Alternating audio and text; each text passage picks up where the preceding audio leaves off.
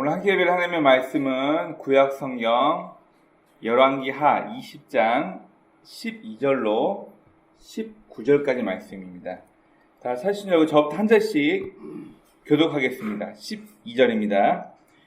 그때 발라단의 아들 바벨론의 왕 부로다 발라닷이 히스기야가 병들었다 함을 듣고 편지와 예물을 그에게 보낸지라.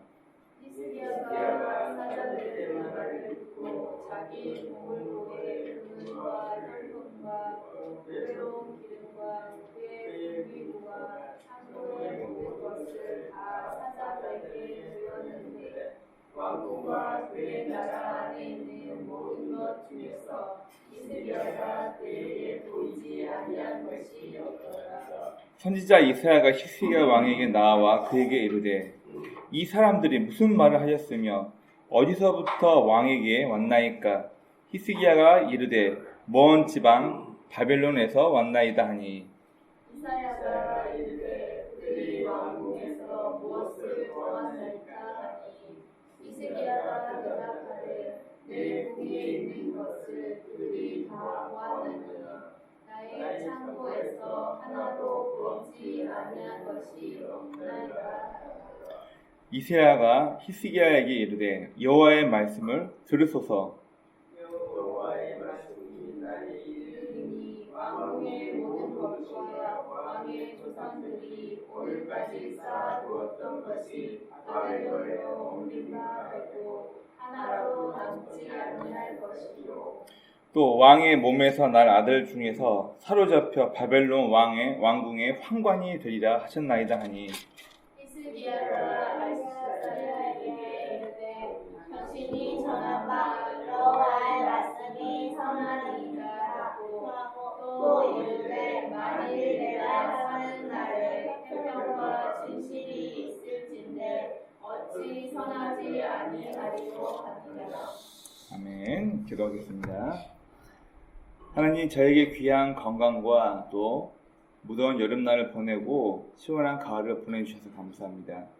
우리가 건강한 몸과 마음으로 같은 마음으로 이곳에 모여서 하나님을 예배하며 또 이 말씀을 통해서 우리를 각자에게 하시는 주의 음성을 듣는 귀한 예배의 시간이 되기 원합니다.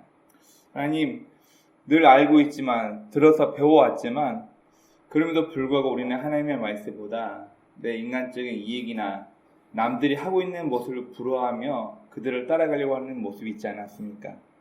우리가 성도답게 이 세상을 쫓아가는 사람이 아니라 하나님의 방법대로 이 세상을 살아갈 수 있는 힘과 용기를 저에게 허락하여 주옵시고, 우리가 믿고 섬기는 하나님이 내 유익과 이익을 위한 종교로서 믿는 신이 아닌 우리의 신앙의 대상으로 하나님의 방법을 쫓아갈 수 있는 참 성도가 될 수 있도록 우리의 생각과 마음을 주장하여 주옵소서.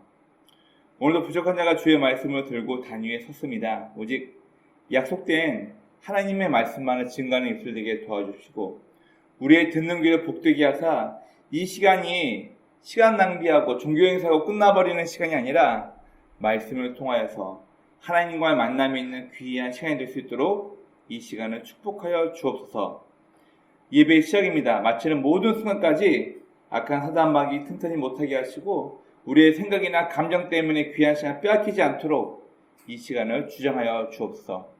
함께 하시고 인도하시고 믿사하며 우리의 구원자 예수 그리스도의 이름으로 감사하며 기도드립니다. 아멘. 우리가 살다 보면은 속된 말로 가끔 정신줄 놔버리고 다닐 때가 있어요. 집중해야 할 때 혹은 마땅히 이렇게 살아감에도 불구하고 우리는 어떤 몇 가지 사건들이 닥치면은 흔히 정신줄 놔버렸다라고, 너 뭐해? 너 혼이 어디 갔어? 네, 이런 얘기를 들을 때가 간혹 있습니다. 자, 우리 보통 어쩔 때 정신줄 놔버렸다 얘기를 하나요? 네, 뭐 여러 가지 있겠지만, 자, 굉장히 불안하거나 공포에 떨거나 극심한 스트레스를 받을 때 우리는 가끔 정신줄을 놔버린다라고 얘기합니다. 즉, 머리가 멍해지면서 뭘 어떻게 해야 할지 몰라서, 저는 이런 경우도 본 적이 있어요. 핸드폰에 번호 눌러서 119 신고하잖아요. 근데 교통사고가 나가지고 빨리 119 신고해야 되는데 핸드폰 놓고 제발 누가 핸드폰으로 119 신고 좀 해줘 막 이러고 떠들고 있는 사람 한번 본 적이 있어요. 너무 급하니까 본인 손에 핸드폰이 있음에도 불구하고 핸드폰 있는 거 놔두고 제발 119 어쩌면 911이라는 한 사람도 있어요. 911은 우리나라에서 안 받습니다. 119 신고해달라는 사람도 있고요.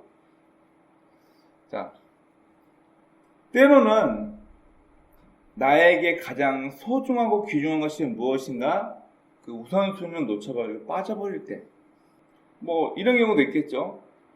직장인이 자기가 해야 할 업무가 있는데 다른 것에 빠져버려서 중요한 것을 놓쳐버릴 때가 종종 있겠죠. 직장인뿐만 아니라 마땅히 내가 해야 할 일이 있음에도 불구하고 내가 하고 있는 게임이 재밌으니까 그거 하다가 학교 갈 시간, 직장 갈 시간을 놓쳐.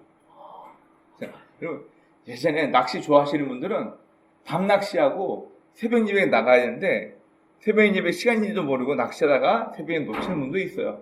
자, 그 자체가 좋다 나쁘다는 아니지만 어딘가에 몰두해버리게 되면은 마땅히 내가 해야 할 것을 잊어버리고 부수적인 것에 마음을 빼앗겨버려. 아이고 내가 정신 좀 놔버렸네. 이런 얘기를 하기도 합니다.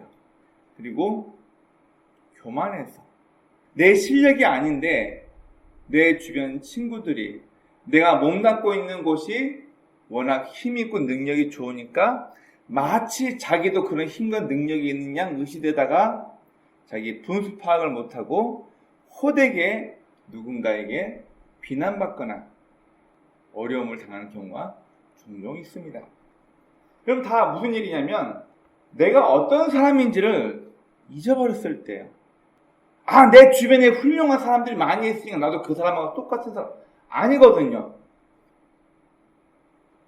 나와 어울려 다니는 사람이 대단한 사람이라고 해서 나까지 대단한 사람인 양 착각하고 자기 분수에 맞지 않게 행동하다가 창피를 당하는 경우가 종종 있습니다. 모두 다 우리가 쉽게 정신줄 놔버린 이유가 뭐냐면 내가 누구인지 나라는 사람에 대한 인식이 없을 때, 그리고 우리 신앙인은 내가 믿고 섬기는 하나님이 어떤 분인지를 망각해 버렸을 때 우리는 정신줄을 놔버리고 때로는 교만에 빠져서 때로는 중요하지 않은 문제에 빠져서 거기에 지엽적인 문제에 얽매이게 되기도 합니다. 오늘 우리가 읽었던 이 본문 말씀에 등장하는 히스기야. 자, 나라를 건국해야 하는 바벨론 포로로 끌려갔다가 다시 하나님을 잘 믿고 우리가 나라를 건국하자 해서 이 열왕기상, 역대기상, 역사서가 쓰여질 때 성경의 저자들은 이 히스기야 왕을 다윗처럼 정직하여서 하나님을 잘 믿고 섬기는 사람이 없었다. 히스기야 왕이 그렇게 굉장히 칭찬받는 왕으로 소개가 됩니다. 그러나 실제 역사와 현재 이스라엘에서 그들이 배우는 역사에서 히스기야 왕은 굉장히 추잡하고 존경받지 못하는 왕으로 이스라엘 사람들에게는 배워지고 있습니다. 성경에는 보면 히스기야 왕을 다윗처럼 온전히 하나님을 잘 섬겼다고 얘기하고 있는데 왜 이스라엘에서는 이 히스기야 왕을 존경하지도 않고 이 히스기야 왕을 굉장히 추하고 못된 왕으로 아주 능멸하면서까지 히스기야 왕을 안 좋게 봅니다. 자, 히스기야가 했던 실수, 그의 만행에 대해서 잠깐 성경을 보도록 하겠습니다. 자, 오늘 읽었던 본문 말씀은 히스기야가 죽을 병에 걸렸다가 그 병에서 깨끗이 고침을 받아요. 자, 그랬더니 저기 북쪽에서 이제 신흥 강국으로 이제 막 부흥하고 있는 바벨론에서 사신이 와요. 당신이 병에 걸렸다가 나았다고 하는데 당신 어떻습니까? 자, 원래 바벨론은 이 당시에 아시리아와 전쟁을 준비하고 있어가지고 연합군을 많이 포섭해야 될 상황이었어요. 실제 역사서에서 보면은 그 칼크미스 전투란 것에 이후에 이 바벨론이 크게 아시리아를 이기고 아시리아는 세계 최대의 강덕이라는 무대에서 내려와 점점점 쇠퇴하고 나라가 멸망해 버립니다.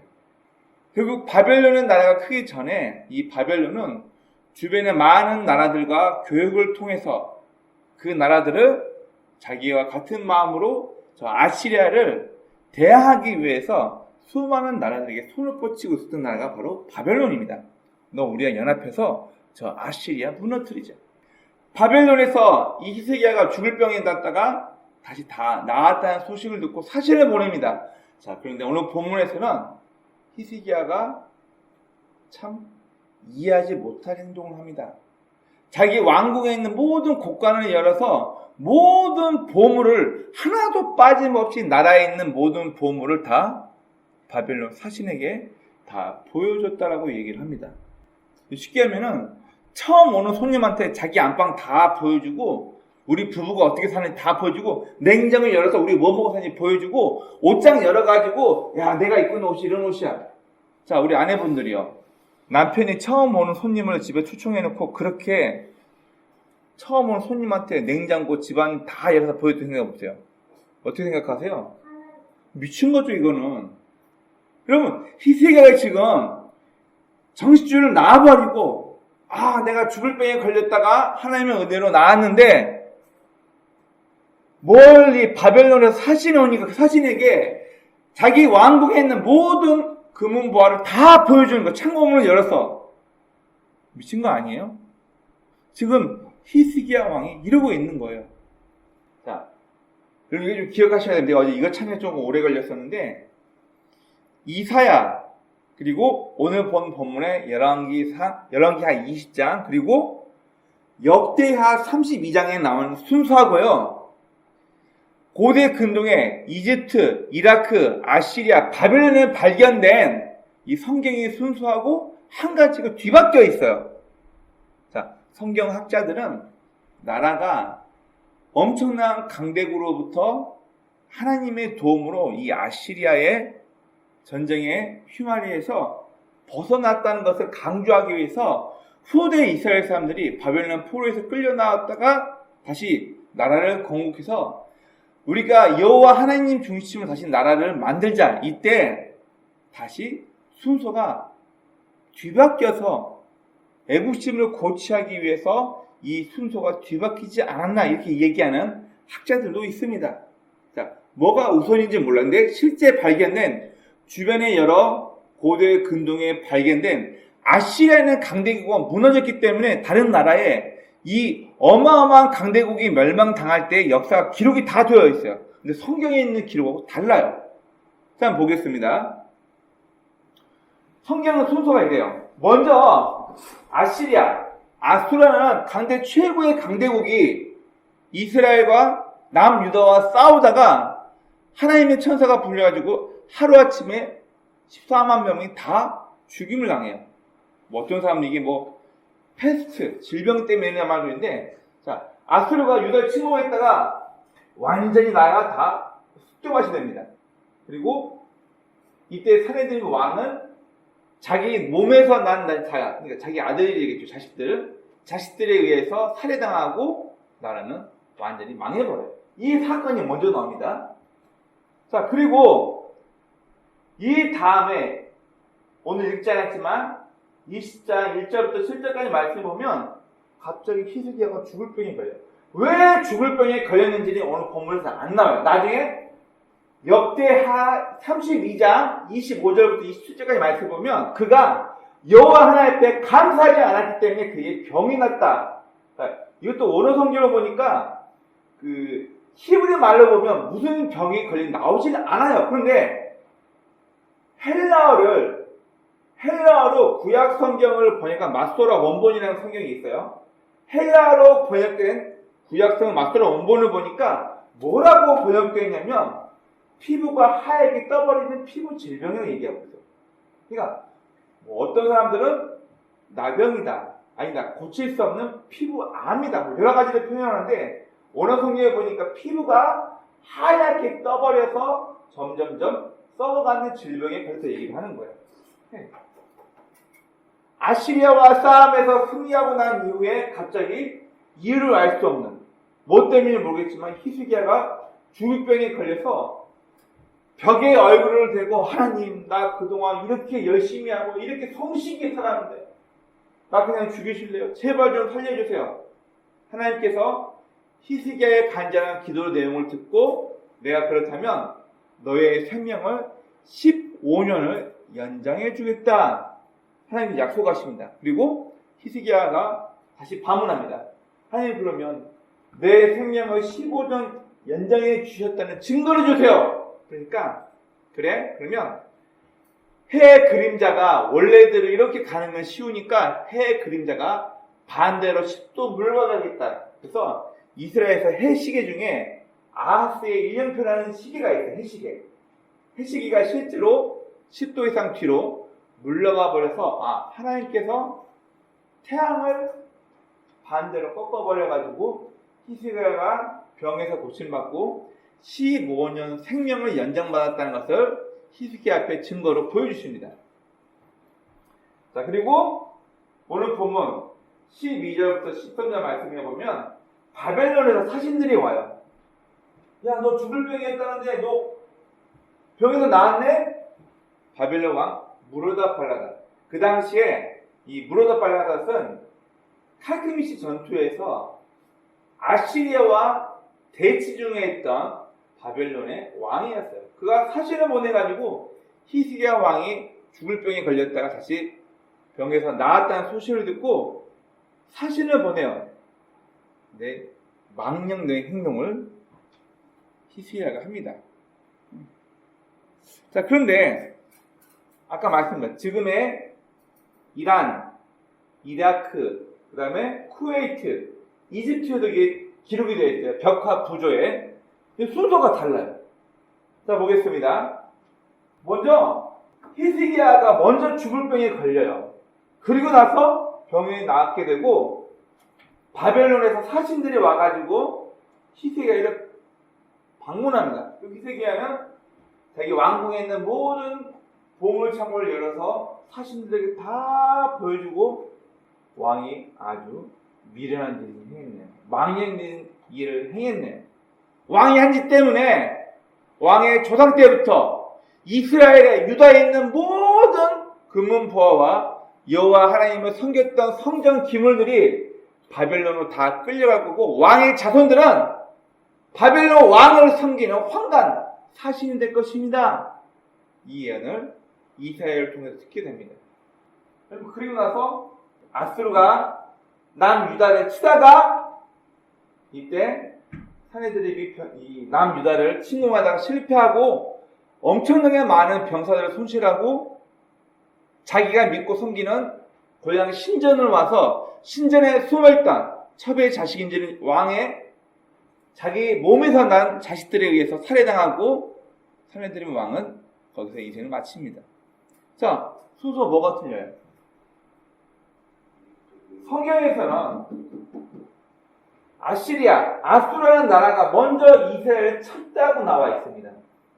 그런데 실제로는 그게 아니고 히스기야가 병에 걸렸다가 병고침을 낫고 바벨론 사신이 방문하고 그리고 실제 원어 성경하고 이스라엘 기록된 걸 보면 히스기야가 아수라랑 싸우기 위해서 물 저장고를 만들고 우리가 알고 있는 실로암이 바깥으로 이렇게 흐른다면 실로암 샘물을 왕궁 안으로 들고 수로 공사를 하고 실제로 아시리아와 싸우기 위해서 전쟁 준비라는 게 다 역사에 나와 있어요. 그런데 왜 오늘 우리가 읽었던 열왕기하고 역대기 이사야서에서는 아시리아가 남유다를 침공하는 게 먼저 나와 있고 그 다음으로 이 순서가 나와 있어요.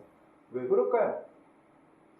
그 이유를 정확히는 알 수 없지만 학자들은 이스라엘에서 역사서는 물론 하나님께서 사람을 통해 기록하게 만든 것이긴 하지만 약간의 편집이 들어요. 어떤 편집이냐면 여러분 바벨론 포로로 끌려가면서 이스라엘 나라는 없어져 버려요. 북이스라엘은 혼혈되면서 아예 그 핏줄도 찾지 못하고 남유다만 바벨론을 포로로 잡아올 때 친유다 정책을 펼쳐가지고 포로들이 살 수 있는 그발 강간한 곳에서 포로들이 살 수 있는 정착촌을 허락해 주고 이들이 바벨론에 있는 힘 있는 사람들과 결혼해서 신분이 상승하고 또 사유재산 제도를 인정해 줘가지고 바벨론 땅에서 나름대로 유지로 살게 돼요. 포로로 왔던 이스라엘 사람들이. 이때 우리가 왜 하나님 앞에 인정받은 선민이었는데 왜 우리가 이렇게 치욕스럽게 나라를 빼앗기고 포로로 끌려왔냐? 우리가 하나님 말씀대로 안 살아서 그렇다. 이때부터 포로로 끌려왔던 이스라엘 사람들, 유다 사람들이 하나님의 율법을 공부하고 연구하기 시작하면서 어떤 작업을 또 하게 되냐면 우리가 70년 후에 포로에서 해방되어서 다시 나라를 만들 건데 뭐를 기반으로 우리 나라를 애국, 건국을 할 것이냐? 첫 번째 이를 목표로 세웠던 게 뭐냐면 성전 중심. 그래서 여러분 역대기 말씀을 보면 솔로몬의 성전은 굉장히 중요하게 강조를 많이 합니다. 왜냐면 우리는 하나님 앞에 선택받은 민족, 하지만 잘못을 하고 죄를 짓고 하나님을 화나게 했으니까 나라가 완전히 망가졌다가 다시 하나님 앞에 예배드리기 위해서 성전이 만들어지고 성전 중심으로 우리나라가 다시 독립을 한다. 이걸 고지시키기 위해서 이 이스라엘 역사서, 이 열왕기나 역대기를 썼던 성경의 저자들이 순서를 고의적으로 나라의 애국을 강조하기 위해서 이 순서를 바꿔놨다라고 이야기를 합니다. 정확한 이유는 아무도 알 수 없습니다. 자, 그런데 우리가 좀 주목해서 봐야 할, 그리고 지금도 이스라엘 사람들이 역사를 배울 때 왜 이 히스기야 왕을 존경하지 못하고 아주 처참하고 모질고 그런 왕으로, 분명 성경에서는 다윗처럼 여호와 하나님을 잘 섬기는 왕이라고 소개하고 있는데 실제 이스라엘 역사를 배울 때는 이 히스기야 왕을 참 무능하고 별 볼 일 없는 왕으로 아주 폄하해서 이 히스기야 왕을 배웁니다. 그 이유가 뭘까요? 분명 히스기야는 하나님의 말씀대로 따르고 살려고 했던 선한 왕이라고 소개하고 있습니다. 그러나 그에게는 치명적인 약점이 있어요. 뭐냐면 하나님을 잘 믿고 섬겼지만 하나님을 이용했던 왕이었어요. 그럼 다시 한번 보세요. 제가 제 아내를 사랑해서 결혼했는데 제가 조건부를 붙여요. 이 여자는 지금 모아놓은 재산이 통장에 2억 이상 있고, 이 여자랑 살면은 내가 저 여자의 아버지 어머니를 모시고 살 필요도 없고, 결혼만 하면은 저 여자는 분명 차와 재산을 가지고 올 거야. 그리고 저 여자는 일단 외모가 좋아. 그리고 피아노 반주를 잘하기 때문에 나 목회할 때 저 여자 분명 도움이 될 거야. 제가 이런 생각을 가지고 저 여자와 결혼을 해봅시다. 사랑하는 거예요? 이용한 거예요? 이용한 거예요. 그럼 이제 앞으로 실제 이스라엘 역사에서 배우는 히스기야의 잘못된 행동, 물론 선한 왕이었지만 그가 왜 존경받지 못하는 왕인지 한번 보겠습니다. 우리는 이 중국말로 번역된 성경을 한글로 억지로 번역하다 보니까 우리가 보고 있는 이 한글 성경에 오역이 굉장히 많습니다. 이 오역을 좀 봐야 돼요. 자, 먼저 볼게요. 우리가 본 이 한글 성경에는 히스기야가 종교개혁을 해가지고 우상을 타파하고 모세 때부터 노뱀을 만들어가지고 르우사다시라고, 자, 노뱀만 보면 병이 낫는다. 사람들이 마치 우상처럼 속이고 있던 그 노뱀을 부러뜨리고 각 지역에 있던 산당, 여러분 제가 이 산당, 바마가 하나님의 것인지 아니면 바알을 섬기든지 알 수 있다고 해서 못다고 했어요. 거의 몰라요. 나중에 후대에 고고학자들이 파가지고 디깅해서 발굴해 보니까 하나님 앞에 드렸던 바마 산당은 아무런 구멍 없이 돌이 쌓여져 있는 게 발견되었고, 바알신에게 섬겼던 바마 산당은 아세라 목상을 심어놓는 나무 기둥이 발견된 걸 통해서 후대 고고학자들에서 이게 발견이 됐어요. 그러면 수많은 선한 왕들이 생겼는데 이들이 종교교회의 능력과 힘이 없어서 산당을 냅둔 게 아니라 이 산당이 여호와 하나님 앞에 제사드렸던 산당인지 바알에게 드렸던 산당인지 구분이 안 되기 때문에 산당을 냅둔 거예요. 그런데 무식하면 용감하다고 히스기야는 전국에 있는 모든 산당을 다 무너뜨려 버립니다. 잘한 거 아니에요? 이유가 있습니다. 히스기야가 존경받지 못하고 욕먹는 이유가 뭐냐면 왜 종교교육이라는 명목으로 여호와 하나님을 이용했냐면 첫 번째, 각 지방의 모든 산당을 철거해버리고 예루살렘에만 성전을 만들고 예루살렘에서만 제사를 드리기 허용합니다. 그럼 뭐가 될까요? 종교가 권력화돼요. 원래 하나님께서는 레위인들, 제사를 집도했던 레위인을 전국으로 다 흩어져서 너희가 각 지파별로 이곳저곳에서 백성들이 여호와 하나님의 이름을 부르며 하나님을 섬기게끔 모든 걸 다 흩어놨어. 그런데 히스기야는 이 산당을 다 무너뜨리고 니네 무조건 이리 와. 야, 니네 예배 드릴까 다 성전으로 모여. 예배 드릴 거면 다 성전에 내고 예루살렘은 모여.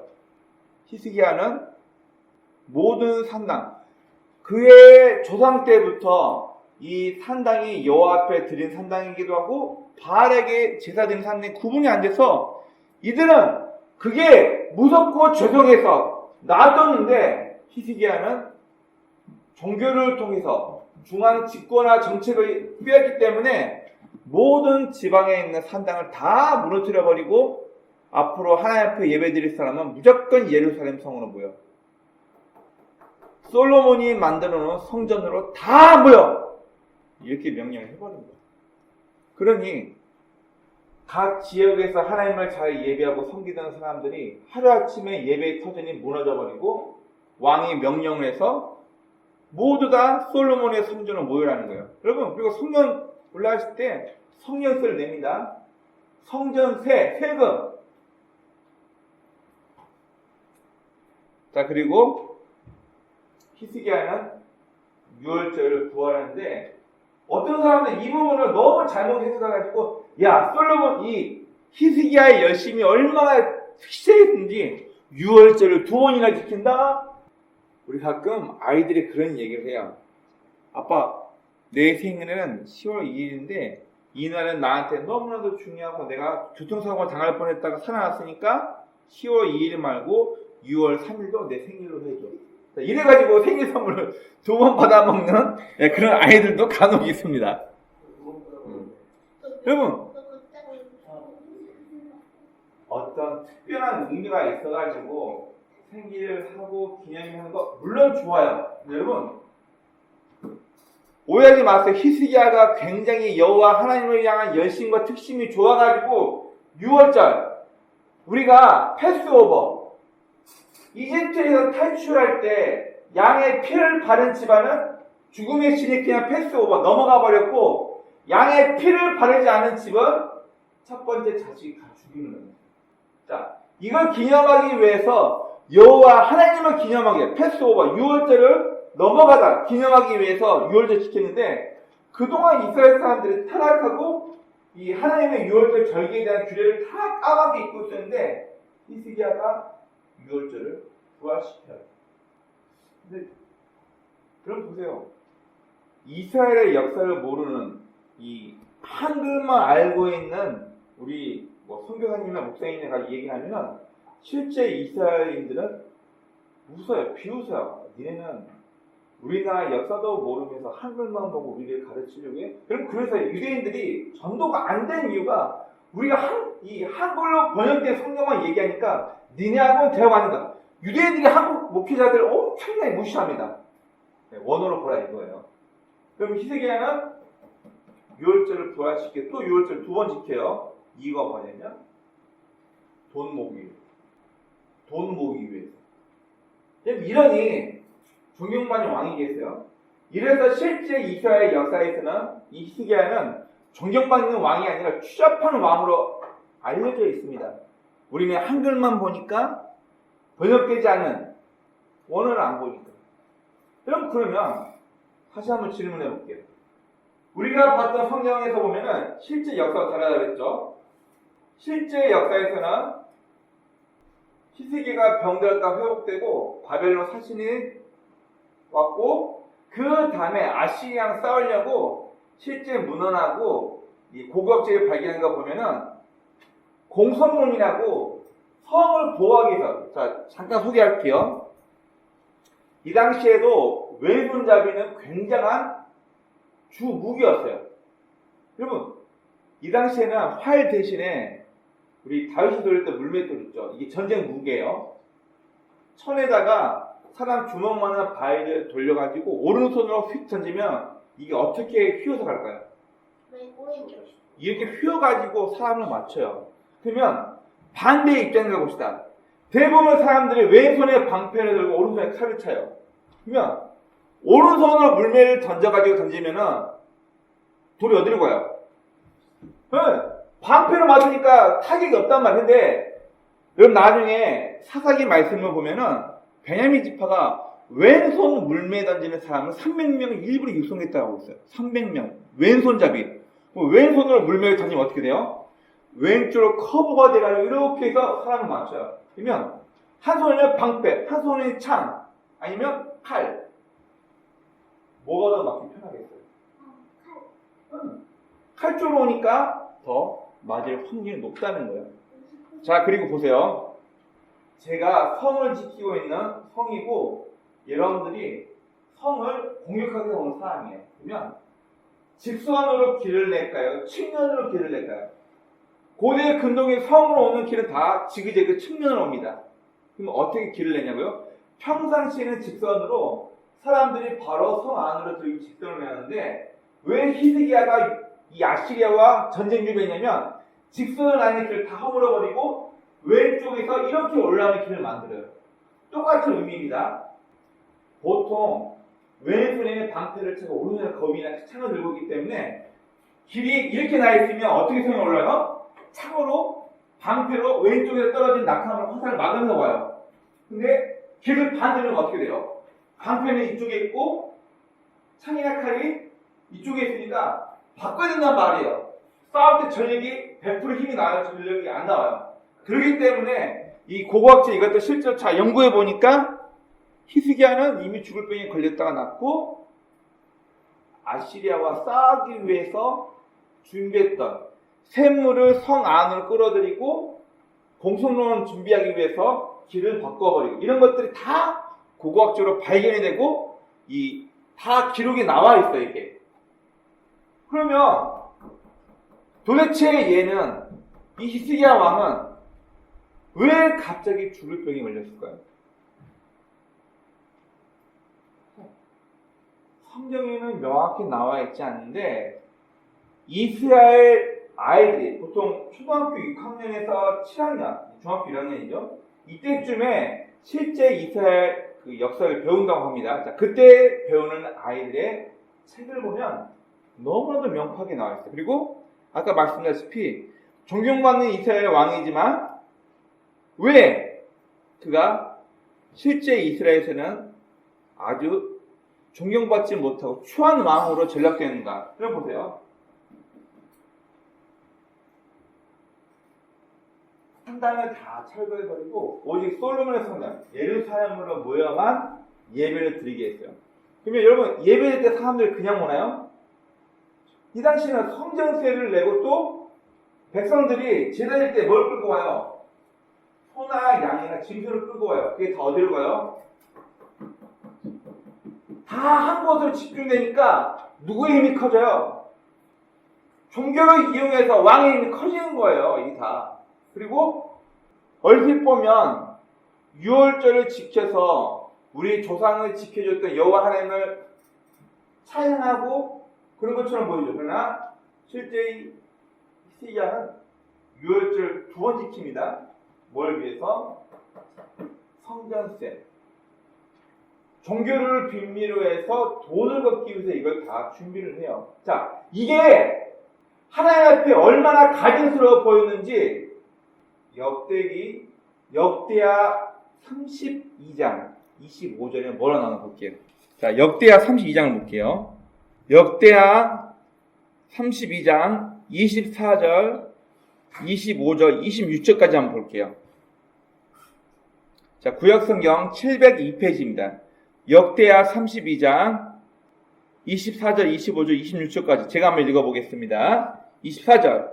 그때, 자, 그때란 말이 무엇인가 일이 지나고 난 다음이에요. 자, 그때 히스기야가 병들어 죽게 되었으므로 여호와께 기도하매 여호와께서 그에게 대답하시고 또 이적을 보이셨으나 히스기야가 마음이 교만하여 그 받은 은혜를 보답하지 아니함으로 진노가 그와 유다와 예루살렘에 내리게 되었더니 히스기야가 마음의 교만함을 뉘우쳐 예루살렘의 주민들과 그와 같이 하였으므로 여호와의 진노가 히스기야의 생전에서 그들에게 내리지 아니하니라. 자, 25절 말씀 보니까 그가 교만하여 여호와 앞에 받은 은혜를 보답하지 아니하였다. 뭘까요? 여호와께 받은 은혜를 보답하지 아니하였더라. 히스기야는 철저하게 산당을 파괴해버리고 예루살렘에 있는 솔로몬 성전으로만 와서 예배드리게 하면서 뭘 얻어요? 종교적으로 권력을 얻어요. 그리고 유월절을 이용해서, 그것도 2번이나 지냅니다. 유월절을 통해서 성경에서 그동안 백성들이 잊고 지냈던 여호와 하나님 앞에 제사를 드리는, 와, 히스기야 대단하네, 이렇게 나와있죠. 근데 히스기야는 그 이면에 이걸 통해서 물질을 어마어마하게 축적합니다. 그래서 학자들은 히스기야가 병들어 죽게 되었다가 살게 되었다. 15년 생명이 연장돼. 이것만 집중하는데, 여러분, 그가 죽을 병에 걸린 이유가 뭐냐면 바로 성경에서는 여호와 하나님을 이용해서, 종교를 이용해서 자기 왕권 광에 힘썼던 사람, 이렇게 히스기야를 표현하고, 우리나라에서는 히스기야를 좋은 왕으로 평가하는데요, 실제 이스라엘 가면은 히스기야를 굉장히 못난 왕으로 취급합니다. 또 이유가 뭐 있냐고요? 그는 자식 교육에 실패합니다. 이 므낫세라는 왕이 히스기야 아들로 그 다음 왕위에 오는데 완전 못된 왕이에요. 성경은 이 므낫세라는 못된 왕, 통치도 40년 넘게 통치해서 이 못된 왕 때문에 남유다가 더 빨리 멸망했다 얘기해요. 우리 아버지는 선한 왕이었다고 평가하고 있는데 왜 아들이 개차반됐을까요? 모든 우상, 자기 아들들은 금오수신, 불에 다 자기 아들 꼬시를 태워 죽이고 점치고, 아버지가 어떻게 했길래? 여러분, 저도 자식을 키워보니까요, 뭐 다 완전히 큰 건 아니지만 부모의 신앙이 남들 앞에 보여주는 신앙으로 끝나버린다면 그 자식이 어떻게 될까요? 시험 때라고 우리 아빠가 교회 가지 말고 예배드리지 말고 넌 학원이나 가. 너 고3이니까 너 교회 예배 안 드리고 성경 안 보는 거 하나님도 이해하실 거야. 고3은 공부해야 돼. 엄마가 아이들을 그렇게 가르치다 해봅시다. 그럼 이 아이들이 커서 어떤 아이가 될까요? 내 상황에 따라, 내 환경에 따라서 하나님은 내가 선택적으로 믿고 안 믿어도 되는 그런 존재로 여기실 거 아니에요? 교회 직분이 중요한 게 아니라, 이분은 장로 아들, 목사 아들이에요. 그게 중요한 게 아니고요. 부모가 평상시의 삶으로 이 아이를 어떻게 키웠냐고요. 그럼 반문해보고 싶어요. 히스기야 왕이 정말로 선한 왕으로 하나님만 잘 믿고 섬기는 왕이었다면 과연 므낫세 같은 멸망군절한 별명을 갖고 있는 므낫세 같은 못된 왕이 그의 아들이 나올까요? 그냥 아니라고 보거든요. 착한 왕이었다. 여호와 하나님만 섬기려고 했던 왕이었다라고 성경은 얘기하지만 철저하게 발견된 여러 문헌들과 정황들을 보면 히스기야는 여호와 하나님을 등에 입고 왕권 강화 그리고 중앙 집권화해서 자기 힘을 축적하려고 했던 왕이었다는 것을 우리는 알 수 있습니다. 여러분, 그리고 오늘 읽었던 본문에서 참 미친 듯한 그런 말을 합니다. 자, 오늘 본문 마지막 19절 20절 말씀을 볼게요. 왕이 미친 짓을 해요. 바벨론에서 사신들이 왔네. 이리와, 웰컴. 여기가 내 금은보화. 여기가 여호와 하나님 앞에 드렸던 성전 기물도 다 황금이야. 우리는 하나님 앞에 제사 드릴 때 금 아니면 은 아니면 신경도 안 써. 다 은으로 받아. 다 금이야. 내 창고 봐봐. 내가 6월절 2번 하고 성장 개혁하면서 왕궁에 이만큼 보물이 쌓여있어. 이걸 다 바벨론 신하들한테 보여주고 나서 하나님의 말씀을 받은 이사야가 와가지고 왕이 참 망령된 짓을 했습니다. 이 모든 금은보화와 왕의 조상 때부터 여호와 하나님을 섬기기 위해 모아놨던 성전 기물들 전부 다 바벨론으로 다 빼앗길 것이고 왕의 아들들은 바벨론 왕을 섬기는 신하가 될 것입니다. 근데 히스기야의 답변이 뭔지 아세요? 괜찮습니다. 나한테만 안 오면 괜찮아요. 네, 보세요. 후손들은 어찌든 상관없고 나만 평안하면 됩니다. 나한테만 그 일이 일어나지 않으면 됩니다. 이러니 히스기야가 존경받는 왕이 되겠어요? 여러분 이 말 잘 생각하세요. 히스기야가 이 말 했거든요. 이 말과 반대로 행동한 왕이 나중에 나와요. 히스기야의 손자 요시야 왕이 나와요. 요시야 왕은 반대로 너는 평안히 살 것이다. 네 후손 때 나라가 이렇게 될 거다. 가만히 있으면 되는데 요시야는 나라의 후손들을 생각하고 일부러 바벨론을 돕기 위해서 아시리아와 연합해가지고 이집트가 아시리아와 손잡고 카르케미시 전투에서 바벨론을 치러 올라갈 때 힘없는 요시야 왕이 군사를 모으고 무기토에서 올라가는 이집트 군대를 막아버려가지고 카르케미시 전투에서 바벨론과 싸우고 있는 아시리아의 보급품이 끊어집니다. 나중에 이게 지금의 우리 볼까요? 이라크에 보면은 벽 부조에 바벨론 부조에 나와 있어요. 소국인 남유다에서 카르케미시 전투에 지원 나가는 이집트 군대를 막았다. 여러분 이게 무르드발라다 왕하고 바벨론 왕에게 전해져 가지고 대부분의 고대 근동에서는 포로를 잡으면 자폰 문화를 다 섞어버리고 민족 말살 정책으로 너 얘랑 결혼해. 너 얘랑 결혼해.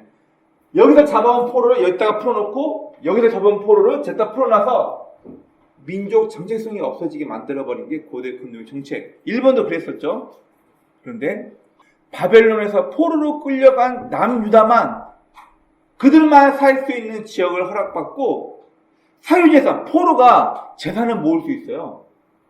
포로가 나중에 가편 투표에도 임할 수 있고요. 포로가 바벨론 사람과 결혼해가지고 신분 상승이 가능해요. 이게 포로예요? 이게 포로냐고요? 이게 이라크 박물관에 가면 이 부조가 지금 남아 있습니다. 누구 때문에? 요시야 왕 때문에. 너무 반대되지 않아요? 누구는 여호와 하나님의 말씀 좋습니다. 나 때만 평안하면 되니까. 나만 잘 먹고 잘 살면 되니까. 내 후손들이 다 포로로 끌려가는 말도 상관없고 나만 잘 살면 돼요. 이런 왕이 히스기야예요. 이러니 존경받겠어요?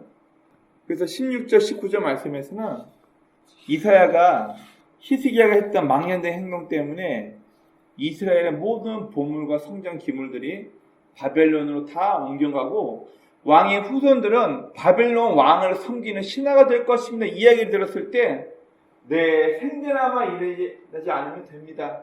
이렇게 대답한 사람이 바로 히스기야 왕이에요. 어떻게 보면 참 추잡하죠. 이런 사람이 리더였다면, 이런 사람이 여러분 집안을 이끄는 가장이었다면 얼마나 수치스러워요. 그런데 저와 여러분들도 히스기야 왕처럼 하나님을 이용하고 종교적인 명목으로 하나님 믿고 잘 살려고 우리도 그렇게 될 수 있어요. 분명 하나님을 경험했지만 그의 삶의 모습이 하나님을 믿지 않는 사람처럼 사는 사람들도 있습니다. 오늘 보면 히스기야는 하나님을 경험했던 사람입니다. 물론 실수를 해서 산당 다 없애버리고 예루살렘에 있는 솔로몬의 성전을 다 모이게 해서 종교를 이용해서 유월절함을 통해서 돈도 많이 얻게 되고 왕의 집권화, 중앙 집권화를 성공합니다. 분명 하나님을 경험하고 알고 있는 사람이지만 오늘날 우리도 마찬가지 희생이 똑같이 될 수 있어요. 그러면 저도 한번 그런 고민을 해봤습니다. 앞에 있는 저도 정말 많은 설교를 들었고 참 많은 성경을 읽었습니다. 그러면 저의 성품은 재림한 예수님처럼 되어 있어야죠. 왜 여전히 이 모양 이 꼴이 되죠? 여러분, 성경적인 지식을 많이 읽고 설교를 많이 들어서 뭐가 옳고 그러니 다 알아요. 여러분, 속된 말로 교회를 10년 이상 다니고 성경을 많이 읽으신 분이라면 뭐가 하나님의 뜻인지 알까요? 모를까요? 대부분 아는데 내 욕심이 그걸 허락하지 못해서 뭐가 하나님의 뜻인지 모르겠어요. 이런 경우가 태반입니다. 성경을 통해 하나님의 뜻은 알고 있지만 삶이 변화되지 않는다면 문제겠죠. 공의주의라고 많은 사람에게 혜택이 있으면 된다. 과거에 코로나 전에 마이클 샌델 교수, 그 하버드 대학교에서 강의했던 마이클 샌델 교수의 책이 있습니다. 정의란 무엇인가? 이게 뭐냐면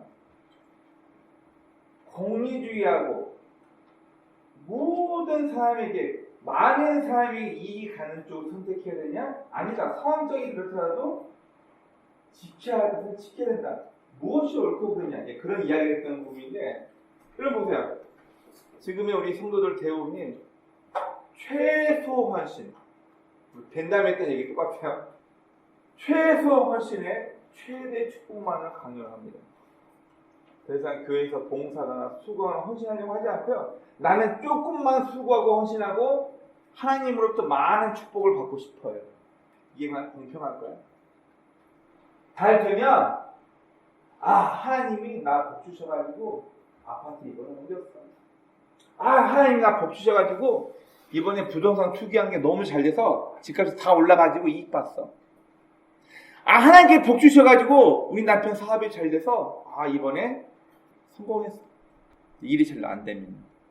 우리는 자꾸 물질적인 것에 모든 기준을 두다 보니까 물질이 많이 들어오고 잘 되고 사업이 성공하면 잘 되면 되더, 못 되면 조상 탓하는데 요즘은 조상 탓이 아니고 하나님 탓합니다. 신이 이거밖에 안 돼? 신이 이거밖에 안 돼?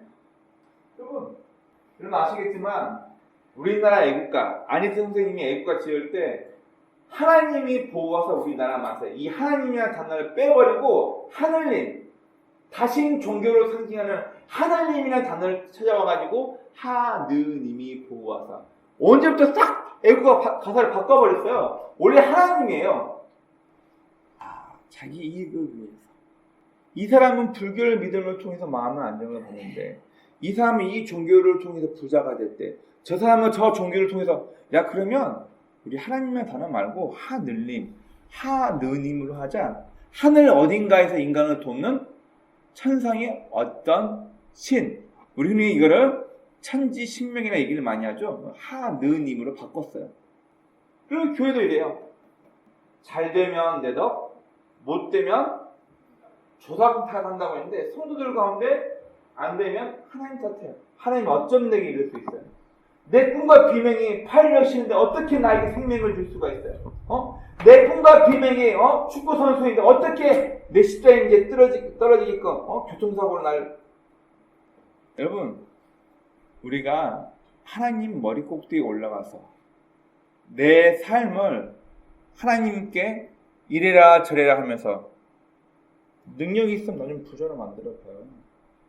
신이라면서요. 능력이 있으면 나 이만큼 3박 3일 금식하며 기도했으니까 나 좋은 대학 좀 보내자. 신이라면서요. 내가 이만큼 기도하고 헌신하고 예배드렸으면 내 자식 잘되게 해야죠. 이미 내가 하나님 머리끝에 올라와가지고 내가 하나님을 좌지우려고 해. 결국 교만이란 거. 저 이렇게 표현해봤어요. 정신줄 놔버리고 내가 누구인지도 모르고 내가 믿는 하나님이 어떤 분인지도 모르게 하는 영혼의 질병이라고 표현해봤어요. 하루 강아지 범 무서운 줄 모른다. 우리 이런 속담 많이 있죠. 무슨 얘기예요? 여러분, 이제 태어난 지 얼마 안 된 강아지가 호랑이 무서워할 줄 알아요? 한입거리가 될까요? 경험이 없으니까, 자기밖에 모르니까. 자기 앞에 있는 호랑이가 어떤 존재인지도 모르니까 자만심에 빠져서 교만하니까 하룻강아지 번물수 모르니 알! 내가 어떤 존재인지도 모르고요. 내가 섬기는 여호와 하나님이 어떤 분인지도 모르니까 우리는 넘어짐의 앞잡이, 패망의 선봉, 교만에 빠지게 될 수 있습니다. 여러분 아까 소개했었지만 어리석은 이 히스기야의 죽을 병, 히스기야는 종교 계획을 목적으로 산당을 다 없애버리고 모든 성도들이 예루살렘으로 모여서 솔로몬 성전에서 예배드리게 함을 통해서 하나님을 이용하여 권력과 부를 축적합니다. 물론 그는 15년 생명 연장해달라고, 물론 그가 한 건 아니지만 그가 하나님 앞에 눈물로 호소해서 내가 이만큼까지 열심히, 이 정도로 열심히 했는데 하나님 나 좀 살려주세요. 하나님께서는 히스기야를 15년 생명을 연장해 주십니다. 남들에게 자랑하고 싶어서. 앞서 초반에 말씀드렸지만 이 당시 역사적 근황이 아시리아라는 초강대국이 있었고, 이 강대국을 이겨먹기 위해서 신흥 강대국 바벨론이라는 나라가 서로 점점 부강하게 되면서 이 바벨론이라는 나라는 아시리아에게 고통받고 있는 여러 나라들에게 사신을 보내서 너 나랑 협력하자. 너 나랑 손잡고 저 강한, 저 못된 아시리아를 무너뜨리자. 점점 세력을 키우고 있던 나라가 바벨론이었어요. 근데 그 바벨론 사신들에게 자기가 갖고 있던 모든 금은보화와 성전에 있던 모든 기물들을 다 보여주며 자랑합니다. 그는 분명 종교개혁이라는 이름하에 수많은 일을 했습니다. 그러나 그는 결국 하나님을 이용해서 왕의 권력이 중앙 집권하라 되는 데 이용했었고, 또 유월절을 통해서 막대한 세금을 거둬들여서 부를 축적하게 됩니다. 우리가 아까 읽었던 역대하 32장 24절 25절 말씀을 보니까 히스기야가 여호와 하나님께 받은 은혜를 감사를 표현하지 않았기 때문에 병에 들었다고 성경은 얘기하고 있는데, 성경학자들은 바로 하나님을 이용해서, 종교를 이용해서 왕권과 부를 축적한 히스기야의 못된 마음을 보고 하나님께서 그에게 질병을 주지 않았나, 성경학자들은 그렇게 이야기를 합니다. 히스기야뿐만 아니라 어쩌면 우리도 하나님을 내 이익의 수단으로 나만 잘 되면 되지, 나만 성공하면 되지, 이런 잘못된 모습은 있지 않은지 살펴봐야 할 것입니다. 우리 지난주에 북이스라엘의 자주 선지자들을 통해서 하나님을 통해서 책망받고 혼났음에도 불구하고 깨닫지 못하니까 북이스라엘의 나라는 아예 혈통도 찾을 수 없게끔 산산조각나서 역사에서 북이스라엘 나라는 아예 없어져 버립니다. 잦은 책망과 혼남을 통해서 깨달았으면 빨리 고쳐야 되는데, 우리 아이들이요, 뭔가 잘못해가지고 부모에게 혼나면 빨리 그걸 인정하고 고백하고 죄송해요, 조심할게요, 다시는 안 그럴게요, 이러면 애국가 1절 가기도 전에 끝났는데 꼭 안 그랬다고, 그게 아니고요, 변명을 하고 거짓말하면 어떻게 돼요? 12시 넘어서 애국가 2절 3절 4절 나올 때까지 혼나는 거예요. 뭐가 지혜로운 거예요? 책망을 받아도 깨닫지 못하는 미련함 때문에. 또 두 번째는 선물을 주신 하나님께 집중한 것이 아니라 선물에만 집중하는 거예요. 그럼 생각해 보세요. 제가 아는 지인의 생일이 돼가지고 정성스럽게 얘는 이런 거 좋아하니까 이거 선물 이거 하면 좋겠다 해서 선물을 주는데, 선물을 준 저의 마음에 고마워하지 않고 선물만 좋다, 선물에만 집중해. 뭐야 이거? 만약 그런다면 저는 다시는 그 사람하고 관계를 맺고 싶지 않을 것 같아요. 그러지 않나요? 여러분, 보면 우리가 신앙생활을 통해서 하나님께 받는 선물과 은혜들이 참 많이 했습니다. 그런데 선물을 주신 주체가 누구인지, 감사의 대상이 누구인지를 봐야 되는데, 내 눈에 잡고 있는, 내가 얻은, 이번에 딱 투자해서, 이번에 목사님 사모님 상해가지고 부동산 샀는데 가격이 4배나 올라서, 제가 하나님을 좀 역겨울 것 같아요. 신앙인들은 또 다음 세대를 생각하지 않고 살아갈 때가 있습니다. 여러분, 저는 가장 어리석고 미련한 신앙인의 행태 중에 하나를 가나안 교인을 생각합니다. 가나안, 거꾸로 하면은 안나가 교회. 하나님을 믿어요. 자기 신앙생활이 있기 때문에 주일마다 TV 틀어놓고 혹은 이 목사님의 설교 유튜브로 계속 들으면서 마음에 감동되는 은혜가 되면 그 교회 계좌에다가 계좌 이체하고 성의를 표현해요. 교회는 안 나가요. 여러분, 물론 별별 사람이 다 모여있는 잡탕과 같은 곳이 교회예요.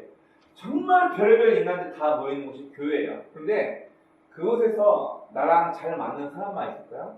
정말 나랑 결이 안 맞고 만나게 하면 의리응설 같은 이상한 사람들도 분명히 있어요. 하나님께서는 그런 인간관계 속에서 서로 마차하고 양보할 수 있는 그런 관계를 훈련되고 다듬어지길 원하시는데, 아우 난 저 김지사 꼴보기 싫어가지고 교회 가기 싫어.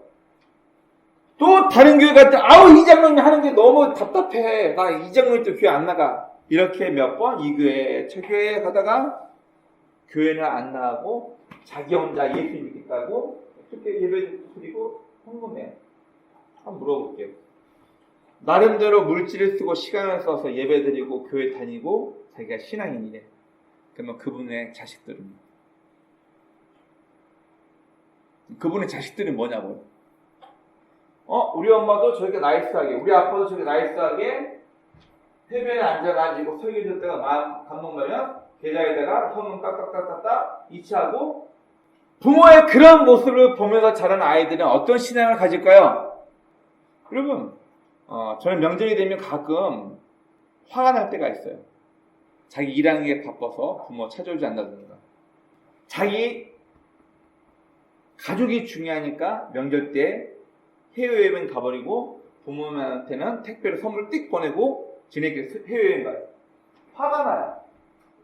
물론 각자 사정이 있겠죠. 저는 항상 그걸 생각합니다. 내 엄마 아빠가 할아버지 할머니가 하는 꼴락서니 자식들이 보면서 컸어요. 그럼 그 자식들은 그 부모에게 효도할까요? 네? 여러분, 효를 가르치는 건 부모가 보여주는 것 외에는 효가 안 돼요. 내 아버지가 내 부모에게 이렇게 해냈네? 내 어머니가 명절 때마다 매 수능하다 할아버지 할머니 이렇게 했네? 그걸 보면서 자란 아이들이 커서도 자신의 부모에게 효를 하는 거지.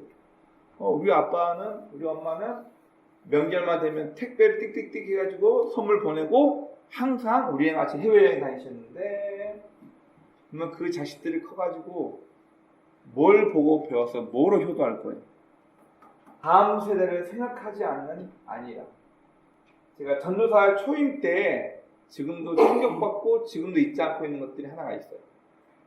고3 학생에게 아무리 공부가 중요해도 예배 드리고 맑은 정신과 껄끄러운 마음으로 말고 깨끗한 마음으로 예배 드리고 학교 와라. 그랬더니 그 학생이 장로님 아들이었어요. 장로교회인데 장로교회 그 장로님이 오셔서 저한테 따로 불러니 뭐라냐면, 천연사님, 내 아들 인생 신경 끄십시오. 전사님이 내 아들 인생 책임질 거 아니면은 교회 와라 마라. 지금 고3이니까 그 얘기 하지 마시라. 저는 충격받았어요. 지금도 아니죠. 제가 20살, 27, 28때니까 첫 사회 갔을 때니까 엄청 충격받았습니다. 아버지는 교회 장로고 어머니는 교회 건설로 교회에서 힘있고 나름대로 존경받는 위치에서 신앙생활하고 있는데, 자식이 고3이다 보니까 자식에게 지금 중요한 시기니까 교회에 나와라 마라, 말하지 마라, 강요하지 말라고 저에게 그 얘기를 하시더라고요. 뭘 한 거예요? 그러면 그 자식은 뭘 보고 배우겠냐? 한 번은 목사님 딸이 2명인 한 교회에 전도사로 있을 때였는데, 11시 대예배가 마치고 밥 먹고 그 다음 1시 반인가 2시에 중고등부 예배가 있었어요. 예배 드리고 가는데 목사님 딸 한 명이 슈퍼주니어의 왕팬이어가지고 콘서트 가야 되는데 예배 드리고 가자. 야, 이거 빼먹고 하는 건 아니다. 우리 엄마가 허락하는데 전도사님 뭔 상관이에요? 이러고 엄마한테 허락받았다 그냥 가더라고요. 기가 차가지고 제가. 여러분, 그러면 사모님인데 한번 생각해 봅시다. 사모님인데 대예배 끝났고 그 다음 중고등부 예배가 따로 있었는데 중고등부 예배는 빠져도 상관없으니까 너 가고 싶은 슈퍼주니어 콘서트에 가라라고 교회 사모님이 그렇게 아이에게 얘기해서 아이가 그냥 가더라고요. 저는 솔직히 지금 이제 대학생 됐거든요. 이 아이가 제대로 신앙생활을 하고 있는 아이니까 저 솔직히 궁금해요. 여러분, 히스기야 왕이 했던 이 실수와 잘못을 통해서 우리가 배우지 못하면 그가 종교를 이용하고 그가 자기의 후대를 생각하지 못하고 나 때만 아니면 돼요, 이런 아니라고 취한 생각들, 우리도 이런 모습으로 변질될 수 있습니다. 여러분, 내가 40일 금식 기도를 몇 번 했어. 내가 금요일마다 체력 금식 기도를 했고 내가 1년 365일 새벽 예배를 빠져본 적이 없어. 이건 다 자기 의예요. 그런 거 자랑하지 마시고요. 여러분, 제일 중요한 건 우리가 신앙이냐면 매 순간 하나님은 어떻게 평가하실까? 내가 이렇게 행동하고 있을 때 하나님 나를 어떻게 보고 계실까? 내가 이렇게 설교하고 있을 때 저 자식 저렇게 살지도 못하면 저렇게 말만 번지르고 하네? 나라는 사람을 하나님께서 어떻게 평가하실까? 매 순간 하나님을 인정하고 있냐는 거예요. 우리는 살다 보면 늘 삶에 여러 고비가 찾아옵니다. 그 순간마다 우리가 나를 향한 하나님의 뜻과 계획이 무엇인지 발견할 수 있다면, 고통의 문제를 통해서, 우리 C.S. 루이스 그분이 쓰신 고통의 문제라는 책이 있거든요. 고통을 통해서, 아픔을 통해서 우리가 하나님의 숨겨진 뜻을 발견만 할 수 있다. 나에게 없는 것, 남이랑 비교는 쟤는 저기서 살고 있는데, 쟤는 저런 부자인데, 쟤는 저렇게 해서 돈 많이 벌고 저렇게 평안하게 사는데 나는 뭐지? 나에게 없는 것보다 이미 나에게 주신 것들을 감사하며 누릴 수 있는 사람, 그리고 내가 누구인지를 알고 내가 어떤 사람인지, 어떤 인간인지, 나의 타락한 어떤 성품이 있는지, 그리고 내가 믿고 섬기는 하나님이 어떤 분인지를 우리가 잊지 않고 기억한다면 우리는 매 순간 우리 삶의 모든 자리에서 우리는 하나님을 인정해드리며 그분의 방법을 찾아 인생을 살아갈 수 있을 것입니다. 오남교는 저와 여러분이 아찔한, 나밖에 모르고 하나님을 이용하려고 했던 히스기야처럼 잘못된 신앙인에 빠지지 않고 겸손하게 매 순간 하나님을 인정해드리며 신앙을 여길 수 있는 저 여러분의 삶이 되시길 주의 이름으로 축원합니다. 아멘.